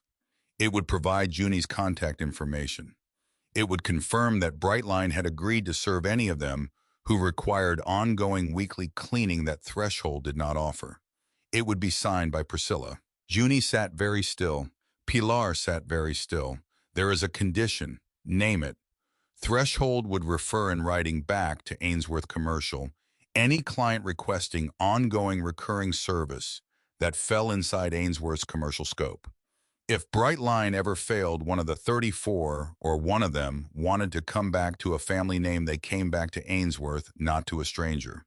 We were separate companies, but we were still one family's work. Junie thought, and she thought, and she thought. I will sign that. There is a second condition. Go ahead. Priscilla took off the tortoiseshell glasses. She folded them. She set them on the pad. You do not take any of them at a price my mother would have charged in 2009. You will charge them at the price that keeps you solvent. If they resist, you will tell them the price is what it is, because Threshold intends to be at their door in 20 years and my mother wanted that. You will not do to them what she did to herself. Junie felt her eyes get warm. She did not let anything else happen to her face. I will not. Good. And Priscilla. Yes, there is one more thing I want. Priscilla waited. Junie reached into her coat pocket. She had put it there that morning without thinking too hard about why. She set it on the table between them. A small square of gold paint on a wooden shingle. Ainsworth Home Care, 1962, the original sign. The one Odessa had hand-painted before she opened. The one Junie had found on Friday behind the uniforms. Priscilla looked at it. She reached out. She ran her thumb across the leaning A. She said quietly that she had not known Junie had it. I have had it since Friday. It was in her bedroom closet. Behind the uniforms. Behind.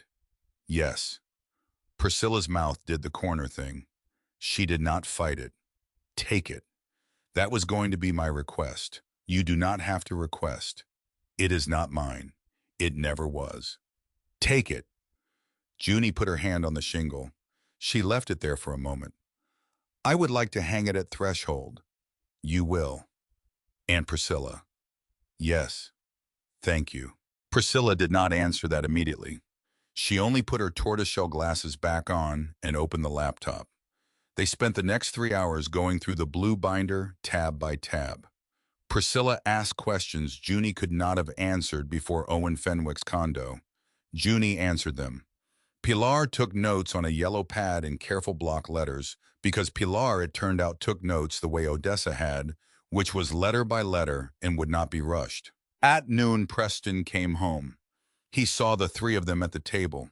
He said very quietly that he had brought sandwiches. He set them on the counter. He did not sit down. He drank a glass of water at the sink and went out to the garage. It was, Junie thought, the most graceful thing he had done since she had known him. At 2, they were finished with the binder. Priscilla closed the laptop. She looked at Junie. There is a fourth thing. Go ahead.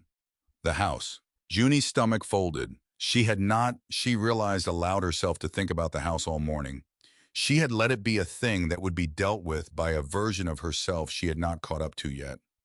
I have to sell it, Junie. I know. No, I do not want to. I know. But it is the fastest way to close the payroll tax plan and put the vans down and give you the running room you need. I know, Aunt Priscilla. I have a listing agent coming Monday. Junie nodded once. She did not cry. Priscilla watched her. There is one more thing. Please stop having more things. Priscilla laughed. It surprised Pilar. It surprised Junie. It surprised Priscilla. One more thing. There is a duplex on Merritt Avenue, 2 blocks from the strip mall. Owner is Marguerite Bellingham's cousin. I have already spoken with him. He will hold it for us until the end of the month. It is a 2-unit. One side is a 2-bedroom apartment. The other side is a small commercial storefront. Zoning is right. I checked. He will lease the whole thing to us on a 2-year term. The lease will be in your name. Threshold on the front. You on the back. I will co-sign, nothing more. Junie sat back in her chair. You will co-sign because you do not have credit. Yet. You will. Fast. But not by the end of the month. Aunt Priscilla. Yes, you are giving me a place to live. I am giving Threshold a place to work. You happen to sleep in the back. That is a coincidence. Junie did not answer. She could not write then. She just put both hands on the edge of the kitchen table and looked at the leaning A on the wooden shingle and let the room go a little blurry for one breath. Pilar reached under the table and squeezed her wrist once. Priscilla pretended not to see it. She stood. She went to the counter. She unwrapped the sandwiches Preston had brought. She said over her shoulder that there was ham and turkey and a chicken salad for the vegetarian in the group who did not exist. Eat. They ate. They talked for another hour about mundane things. The transition letter, the Brightline manager's name, the date of the first walkthrough, whether Priscilla's commercial arm would be renamed. She would keep the Ainsworth name on it, she said, without looking up because that was her mother's name, and Threshold, being a threshold, could stand on its own. At 3, Pilar drove back to her sister's. Priscilla walked Junie out to the station wagon. In the driveway in the flat gold midweek light, she stopped. Junie. Yes. Are we going to be all right? Junie thought about that. She thought about the folded slip in the envelope. She thought about the corner of Priscilla's mouth. She thought about the way Priscilla had said the word, obviously in the parking lot at 7 o'clock in the morning, on the day her code went red, and about the way she had said the word, obviously at the kitchen table 3 hours ago. Only softer, and about how there were 2 Priscillas standing on this driveway, and about how the second one had apparently been the one Odessa had been arguing with all along. Not this year, maybe next year. Priscilla nodded. That is fair. But we are going to speak, every week, yes. And you are going to eat. Junie, you are going to eat, Aunt Priscilla. Yes, say it. I am going to eat. Junie almost smiled. She held it. It came out anyway. She got in the station wagon. She drove home. She sat at the table with the wooden shingle in front of her. She traced the leaning A with her fingertip. She did not have to be told what the A meant. She had known since she was 11. Then the corporate housing contract was upon them. It was Priscilla's contract, not Junie's. 22 furnished apartments across 2 buildings at a place called Ashford Commons. Turnover work, a single weekend to prepare all of them for new occupants on Monday. Priscilla's bid had been correct this time. Her staffing had been correct too. 4 Ainsworth commercial employees, Darnell coordinating, plus a subcontractor crew of 6 from a company Preston had used before. On Friday afternoon, the subcontractor crew backed out. Priscilla called Junie from her office at 4:18. Junie, Aunt Priscilla, I need help. Junie stopped walking. She had been carrying a folded moving blanket from the porch to the station wagon. She set the blanket down. She sat on the top step of the porch of the house she was about to lose. Priscilla did not soften the sentence with anything else. She said in a voice Junie had not heard her use on the telephone before that she did not have another way to phrase it. She needed Ophelia. She needed Pilar. She needed Junie. She needed Lionel if Junie could get him. She needed any additional person Junie trusted. She needed 8 bodies from Threshold on Saturday morning at 6. Ophelia would run the field. Priscilla would pay premium. She would pay in advance. She would do it that night if Junie said yes. Junie sat on the porch for a long moment. The wood was cold under her hands. Across the street, someone was raking early leaves into a black plastic bag with the slow, patient rhythm of a person who did not have anywhere else to be. I have 3 conditions. Name them.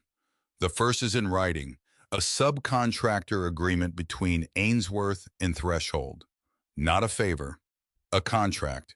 Insurance certificates exchanged. Payment terms, language. Preston already drafted it. He drafted it. He drafted it 2 days ago in case I had to call you. Junie did not answer for a moment. She turned that over. Preston in a garage somewhere quietly writing an agreement he did not know if his wife would ever have to send. The second condition. Go ahead. Ophelia runs the floor. Not Preston, not Darnell, not you. Ophelia. Every assignment goes through her. Every question goes through her. If she says a unit is not done, it is not done. Yes. The third condition. Yes. The person across the street stopped raking for a moment, propped the rake against a fence post, and adjusted the bag. Junie watched because it was easier than watching her own next sentence coming. You stand in front of everyone at 6:30 Saturday morning. Ainsworth, Threshold, everyone in one lobby. And you tell them exactly what happened. The subcontractor bailed. You are paying premium because their weekend has value. Ophelia is running the field. No corporate language. No, we are restructuring. No, we are being agile. You say the words, my subcontractor did not come, and I asked my niece for help. Silence. Then Priscilla answered quietly that yes, she would. Good. Junie.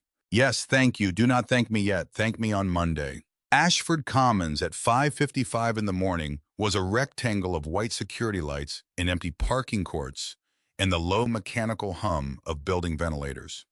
A rented box truck idled next to Building B. Stacks of boxed linens, paper goods, toiletries, and kitchen kits crowded the lobby. Darnell was checking names off a roster on a clipboard. Preston was setting up 2 folding tables and 2 laptops with the precision of a man who had at some point overnight learned to be less loud in a room. Priscilla was in jeans and a plain Ainsworth polo and rubber-soled shoes Junie had never seen on her feet before. At 6:15, Ophelia arrived. Pilar arrived. Celia Brooks arrived. Lionel arrived carrying his own hand truck. A second woman, Ophelia, had called in Marisol Vega, arrived in a tiger's cap and did not need to be told where the coffee was. At 6:29, Priscilla called everyone together. The lobby quieted. She did not stand behind the folding table. She stood in front of it. Junie watched her aunt's hands in the pockets of jeans she had not worn in 8 years, close and open once. Good morning. The lobby waited. My subcontractor did not come. Nobody moved. I built the labor plan around a promise from a vendor. Preston and I trusted, and the vendor did not honor it, and I did not leave enough backup in the schedule. That is on me. Everyone in this lobby is being paid a premium this weekend. Ainsworth pays it. That is not negotiable. It is not up for review on Monday. It is paid because your weekend is worth what your weekend is worth. She looked around the room. She looked at Ophelia, who did not look at her back yet. Ophelia Delgado Reyes is running the field. Assignments, standards, breaks, completion. If she says a unit is not done, it is not done. If she gives you a change, take the change. If there is a problem, bring it to Ophelia or to me. Not to Preston, not to Darnell. Ophelia. She paused. I know some of you have every reason not to be here. She looked this time at Pilar. Pilar looked back. Thank you for coming anyway. Her voice did not quite crack, but it was a near thing. It was not an apology, but it was a public sentence, which in a lobby in front of 8 witnesses at 6:30 in the morning was a bond. Ophelia stepped forward. She took the clipboard from Darnell. We start by building, not by cleaning. She sorted them into teams. She paired according to skill, not by company. She said twice that they should not close doors because they were tired of a room. They should close doors because a room was finished. She said, if we run out of a supply, tell me. Do not improvise. Improvising is how a client sues. At 7, they started. Junie took the folding chair by the supply table. Priscilla, without discussion, put the office chair from the SUV beside it, wheels and padded seat, in a small dent in the left arm from Odessa's ring against it in 2011. She said only that Junie would take the good one. Junie did not argue. The morning became one of the strangest days of Junie's life. Because she watched her aunt kneel on the tile of a bathroom she was not paying anyone to look at. Because she watched Preston, who did not know how to fold a fitted sheet, take a picture of one being folded by Marisol Vega and quietly practice folding it for 11 minutes in the corner of a kitchen he did not know was being watched. Because she watched Pilar, who Priscilla had fired 11 days ago, hand Priscilla a fresh microfiber and say without any face on it that the one Priscilla was using was soaked. Priscilla took the fresh one and gave up the soaked one. She thanked Pilar. She did not add anything to it. Junie on the folding chair made a small mark in the corner of her clipboard. Because she realized, keeping a private ledger, not of failure, of moments in which people had chosen to behave better than the day before. At noon, sandwiches arrived. Junie brought a half to Priscilla, who was standing on a step stool, wiping the top of a refrigerator in Unit 214. Get down. I am not doing anything strenuous. You are on a step stool. You fainted in an urgent care 9 days ago. I am fine. Get down or I will tell Darnell you tried to lift a skillet at Owen Fenwick's condo 3 weeks ago. Priscilla got down. She sat on the counter. She took the half sandwich. She ate it. You bought sandwich fixings for 11 people. Preston did. Preston did. I told him to. Do not credit him alone. Junie almost laughed. She caught it. She held it. It came out anyway. Priscilla looked at her, tired and full of sandwich. Junie. Yes, I do not want to lose this account, but I do not want to lose it more than I do not want to lose you. Junie did not answer. She only put a hand briefly on her aunt's shoulder and left it there for exactly 1 breath and took it away. At 3 in the afternoon, the client's representative arrived early. She was a woman named Brooke Sears who wore white sneakers and carried a tablet, and was, Junie could tell within 30 seconds, exactly the sort of person Odessa had once called in private a checker. Priscilla walked her through 4 units. Ophelia trailed 1 step behind. Junie stayed in the lobby. Brooke Sears returned to the table with a short list. Vent in 108. Missing kitchen towel in 306. Otherwise good. She'd be back at 4. Ophelia read the list and pointed twice. Darnell, vent, Marisol, towel. 5 minutes. They were finished in 6. Sunday was the harder day, because Sunday is always the harder day when a job is late. Because 2 of the 4 subcontractor holdouts did not in the end come back. Priscilla did not react. She called their dispatcher and she asked in a voice Junie had never heard her use on the telephone before for written confirmation that Ainsworth would not be billed for the missing 6 people. She got it. They started at 5:30. The teams knew each other by now. The rhythm was better. Lionel finished the last piece of furniture set up at 10:45, and left for a church delivery, and Junie made sure his hours were in the payroll file before he walked out the door. At 11:15, Junie was carrying a queen mattress protector down the hall of Building B, and her right knee, which had been quiet for 2 hours, went suddenly bright with pain. She stopped in front of Unit 308. She put a hand on the door frame. She breathed once. She did not go looking for anyone. She only stepped into 308 because the door was ajar. She thought Ophelia was in it. Ophelia was not in it. Priscilla was. Junie stepped into the small tiled bathroom and stopped. Her aunt was sitting on the tile of the bathroom she had just finished cleaning, back against the vanity knees, up hands over her face. Her shoulders were shaking, silently.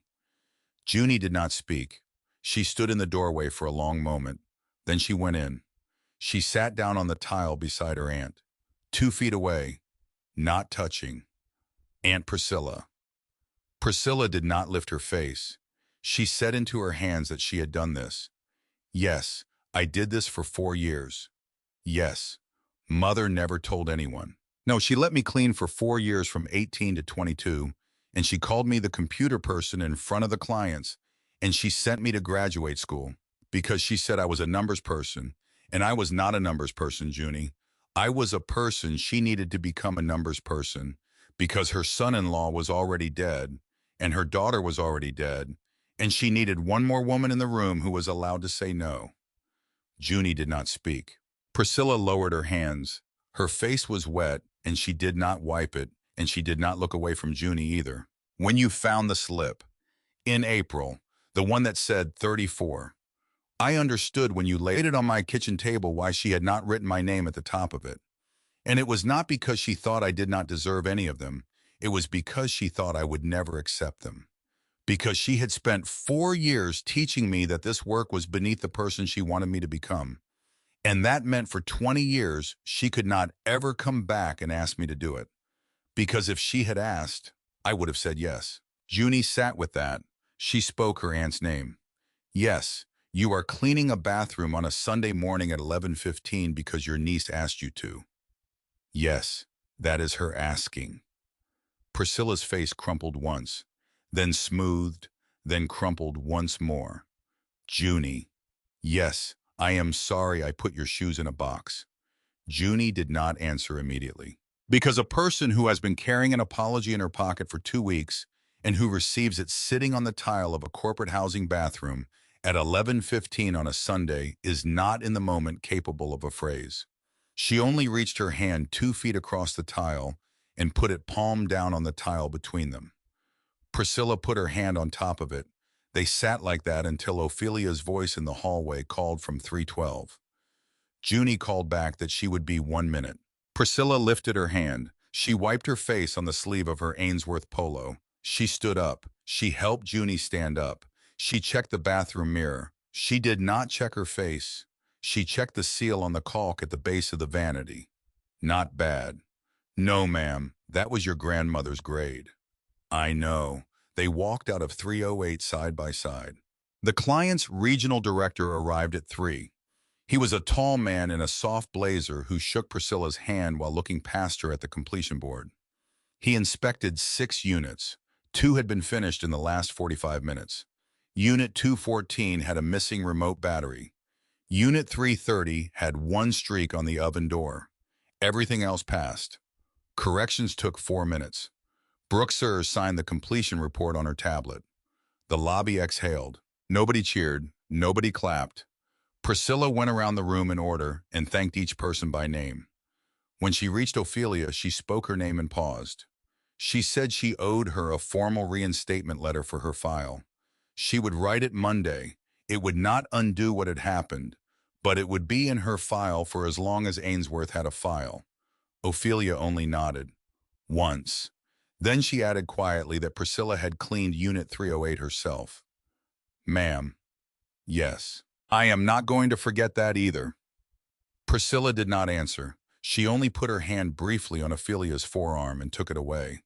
Ophelia zipped her supply bag and walked out. 2 weeks later, on a Tuesday morning, Junie signed the lease on the duplex on Merritt Avenue. Priscilla co-signed under it. The manager, Marguerite Bellingham's cousin, looked at the two of them over reading glasses that reminded Junie of Harold Lyle, and observed without irony that it was nice to see two Ainsworth women signing a piece of paper together. Neither of them corrected him. The commercial storefront on the front side of the duplex was small, 12 feet wide, a single big window, a yellow linoleum floor. Junie could see in her head was going to remind her of Odessa's kitchen for the rest of her life. She hung the wooden shingle in the window on a nail she drove into the frame by hand. Ainsworth Home Care, 1962. Below it, in a small vinyl decal Ophelia had ordered and paid for out of her own pocket, without telling her, Junie set the second sign.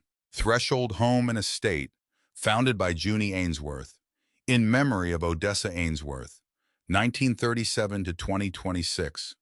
Ophelia stood next to her on the sidewalk. She did not cry. She said in Spanish softly a phrase Junie's grandmother had once translated for her as, "May this door be open to the right people and closed to the wrong ones." Junie repeated it, in English, not as well. Then she went inside and answered the phone, which had rung the moment she had turned the lock. It was Marguerite Bellingham. "Junie dear, I received a letter." "Yes, ma'am." "On Ainsworth letterhead, signed by your aunt. It says my household is being transferred to Threshold." "Yes, ma'am." With, I might add, a very warm sentence in which she suggests I trust you. I did not require the letter, dear, but I appreciated the sentence. Marguerite paused and asked if Junie was open. Junie told her she was. Thursday, 10. "I am open, Miss Marguerite." "And Junie?" "Yes, ma'am. Please plan to stay for tea after." Junie held the phone in her hand, because in the blue binder, 71 lines down in Odessa's handwriting, in blue-black ink under the Bellingham tab, was a single underlined line that had been there since 1993. "Do not sit at the client's table. Keep the boundary clean." Junie had all week been thinking about that line. "Yes, ma'am. I would love to stay for tea." Then she hung up. She walked to the front window of the storefront where the wooden shingle hung. She looked at the reflection of the coat, and behind her reflection on the wall, the framed 1962 photograph Owen Fenwick had walked in yesterday afternoon and hung himself. Odessa, 25 years old, laughing on a porch. Junie touched the glass with 2 fingers. "You were right, Grandma. About the door. About the boundary." She paused. "You were also wrong about one thing. Some tables. You sit at." She walked back to the little desk at the back of the storefront. She opened a new notebook, not the blue binder. A brown leatherette pocket notebook Ophelia had bought her the day the lease had signed. She wrote in her own handwriting in the blue-black ink she had inherited Bellingham. Thursday, 10 a.m., bergamot tea. Ask her about 1963. She underlined it. Then she wrote on this next line note, "Odessa said do not sit at their tables. That was her rule. Not mine, my rule. Sit down when they ask. Stand up before you overstay. Leave the house cleaner than you found it. Include the family." She closed the notebook. She sat at the little desk for a long moment. Then she opened her phone. She did not call Ophelia yet. She did not call Pilar. She did not call Aunt Priscilla, who was at that moment 3 miles across town at the strip mall office, teaching Preston how to speak to Brightline's manager in a voice that would not embarrass either of them. She called Judge Vincent. He picked up on the second ring. "Ms. Ainsworth." "Judge, have you opened?" "I have opened, sir." "Then I have my first non-medical question in 6 weeks." "Go ahead, sir." "Would you be so kind as to accept a small gift for the front window?" "Sir, I have a set of hand-painted letters I picked up at an estate sale in 1974. They spell the word open. They are not at present doing anyone any good. I would like them to hang in your window Monday through Friday." Junie sat with the phone in her hand. She looked at the window, and behind it, the yellow linoleum floor, in the framed photograph, in the brown notebook, in the fresh vinyl decal, in the peppermints in her pocket. "Judge Vincent." "Yes, Miss Ainsworth. I would be honored, sir. I will drop them off tomorrow. Do not thank me at the door. It will make me weepy. Yes, sir. She hung up. She sat at the desk. She turned the small brown notebook in her hands. She flipped it open again. On a fresh page, she wrote at the top the date. Then below it, 3 columns. Today, this week, next year. Under today, she wrote, open the door. Hung the sign. Bellingham on Thursday. Vincent bringing letters. Under this week, she wrote, pay Ophelia the correct rate. Pay Pilar the correct rate. Meet Bright Line Manager with Priscilla. Draft threshold intake form. Buy a proper kettle. Under next year, she wrote nothing for a long moment. Then she wrote in a smaller hand with the pen held tighter than usual. Hire number 3. Take a paycheck that is not Odessa's insurance. Sit at more tables than she would have sat at. Ring the front bell. She underlined ring the front bell.